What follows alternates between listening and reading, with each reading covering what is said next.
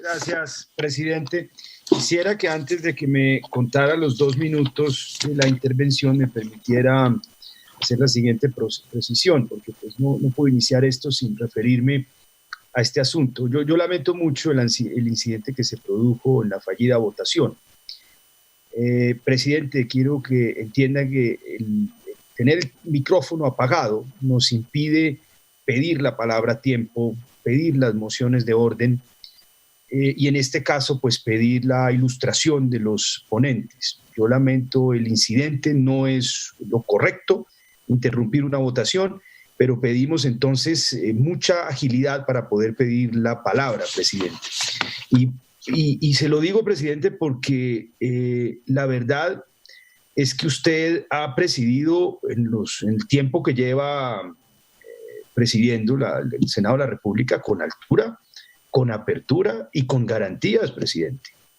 En usted se le ve un genuino espíritu democrático y eso denota sabiduría para manejar una corporación de esta naturaleza. Yo creo que le ha callado la boca a muchos de sus críticos. Entonces yo lo invito, presidente, a que mantenga ese espíritu. Y en ese sentido y en este proyecto, respetado presidente, a que el gobierno respete el Senado de la República y no pretenda, como ha venido presionando el ministro de Hacienda Carrasquilla y su viceministro, que nosotros aprobemos a pupitrazo lo que pretende aprobar la Cámara de Representantes.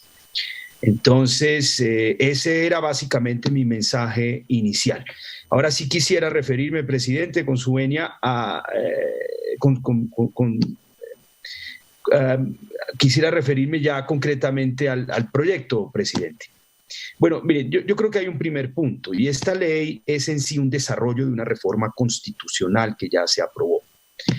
Por consiguiente, yo creo que los ponentes han hecho un trabajo correcto y decente y juicioso, y quiero resaltarlo.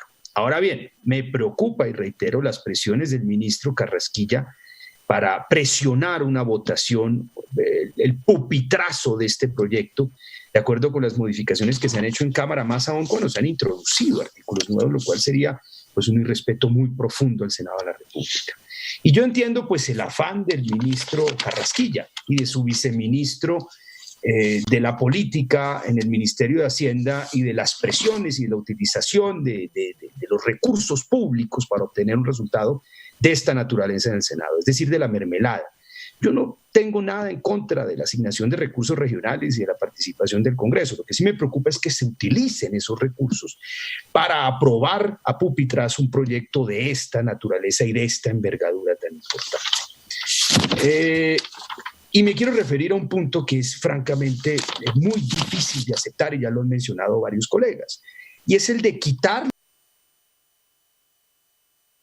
Continúe, senador Rodrigo Lara, por favor.